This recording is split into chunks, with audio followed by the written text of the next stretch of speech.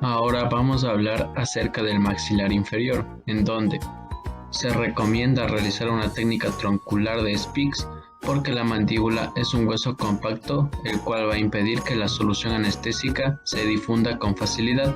Por esta razón es que usamos esta técnica.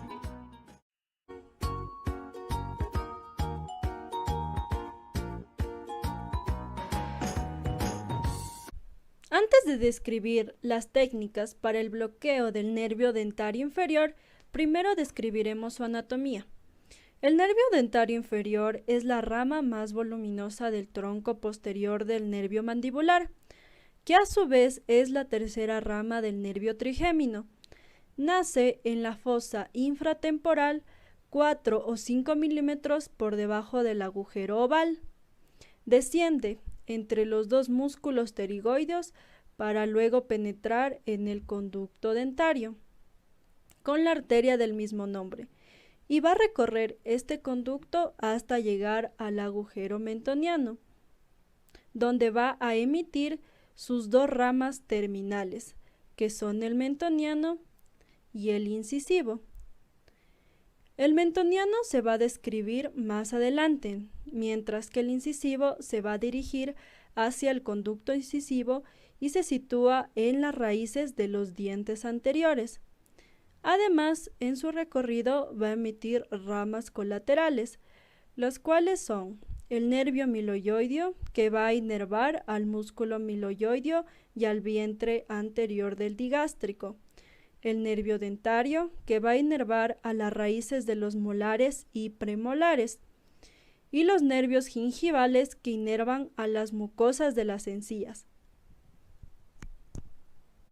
En cuanto a sus indicaciones, existe una gran variedad de procedimientos por los cuales vamos a anestesiar este nervio, como por ejemplo para procedimientos de operatoria, procedimientos de endodoncia, procedimientos de exodoncia y procedimientos quirúrgicos, entre muchos otros. Las zonas anestesiadas del nervio dentario inferior son los dientes mandibulares de la línea media, el cuerpo de la mandíbula, la porción inferior de la rama, el mucoperiostio bucal, la membrana mucosa anterior del primer molar, 2/3 anteriores de la lengua y piso de la cavidad oral, tejidos blandos de la lengua y periostio.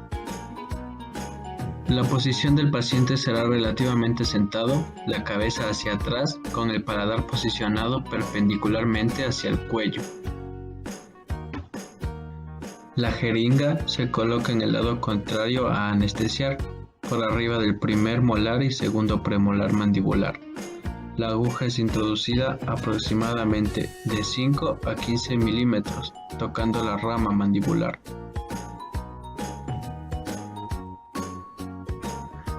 Realizamos el depósito anestésico, el cual es de aproximadamente de 0.5 a 1 mililitro durante un lapso de tiempo de 60 a 120 segundos. Y finalmente retiramos la aguja lentamente para no lastimar al paciente. En cuanto a las complicaciones que se pueden presentar al momento de anestesiar el nervio dentario inferior, pueden ser que se puede generar complicaciones por aplicar en un vaso, se pueden generar hematomas, hemorragias y trismus.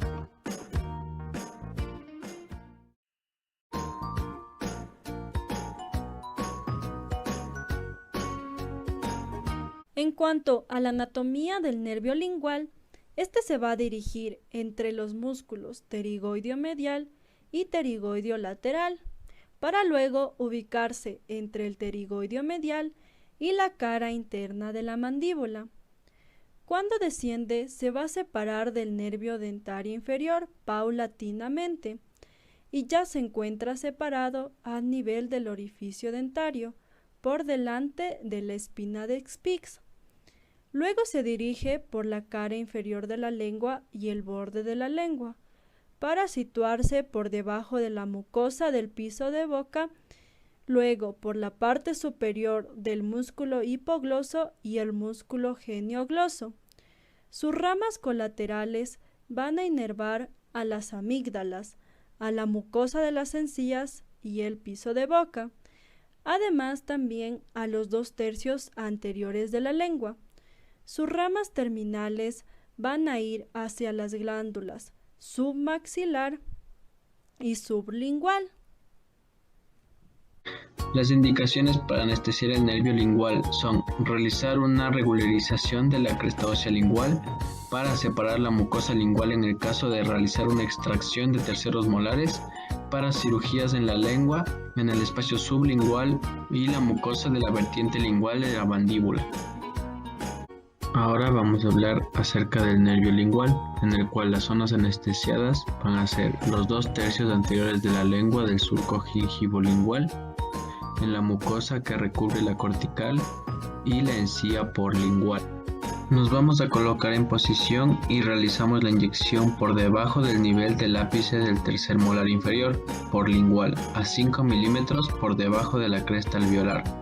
Se efectúa la inyección submucosa sin llegar a tocar la cortical interna mandibular y retiramos la aguja. En cuanto a las complicaciones que se pueden presentar al momento de anestesiar el nervio lingual, son muy improbables, pero puede darse una lesión del nervio por una mala técnica de la directa al anestesiar al nervio dentario inferior.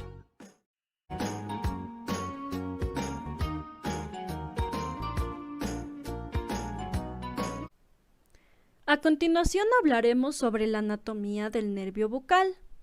Después de su nacimiento, se va a dirigir hacia afuera y hacia adelante para pasar por los dos haces del pterigoideo externo y cambiando de dirección hacia abajo y adelante para descender hacia el músculo buccinador.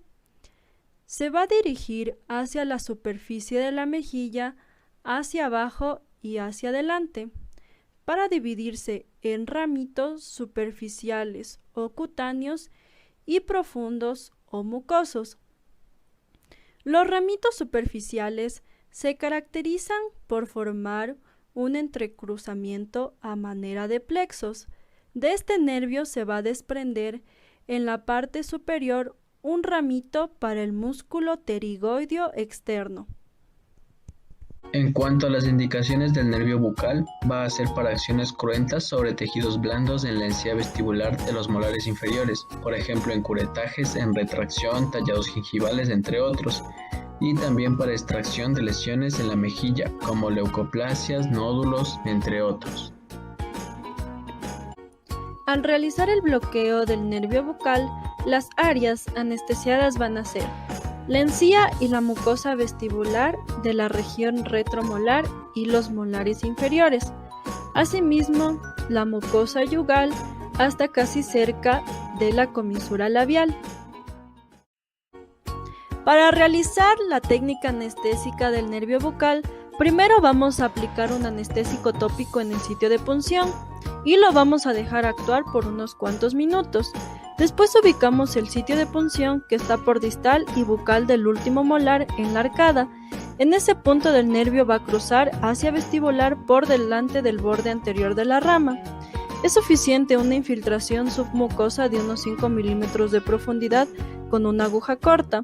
No se debe exceder los 1 centímetros cúbicos del cartucho y esta no va a anestesiar ni pulpa ni el periodonto. En cuanto a las complicaciones que se pueden presentar al momento de anestesiar el nervio bucal, existe la posibilidad de punción en los vasos faciales. Esta técnica suele ser muy dolorosa y además pueden quedar pequeños nódulos residuales de disolución lenta.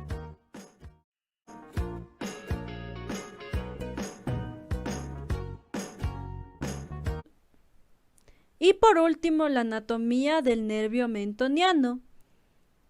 Esta es una rama terminal del nervio dental inferior y va a salir al exterior por el agujero mentoniano. Además, esta rama terminal del nervio dental inferior es la rama más grande, el cual emerge por el agujero ya nombrado, que va a estar inervando a la piel del mentón y además a la piel y mucosa del labio inferior.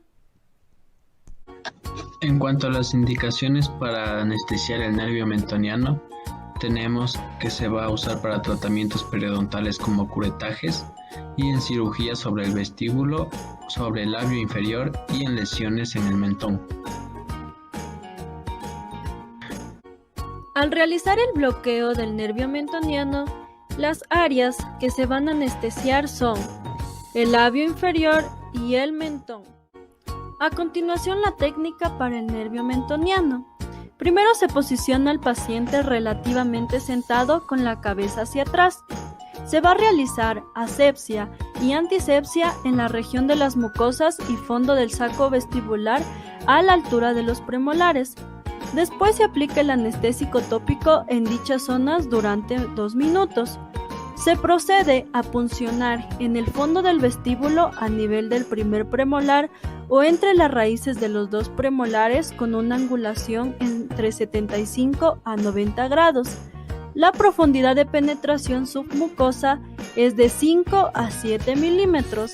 La aguja debe ser corta y el depósito de anestésico va a ser de 0,5 a 1 mililitro de 60 a 120 segundos. La boca debe estar entreabierta para facilitar la punción y no se va a anestesiar la pulpa. En cuanto a las complicaciones que se pueden presentar al momento de anestesiar el nervio mentoniano, tenemos que existe la posibilidad de una punción de vasos y puede darse una anestesia de los filetes de nervios de la rama marginal del nervio facial, provocando la boca torcida. En la técnica Kinoshi-Basirani se ubica al paciente en una posición supina con la boca suavemente cerrada.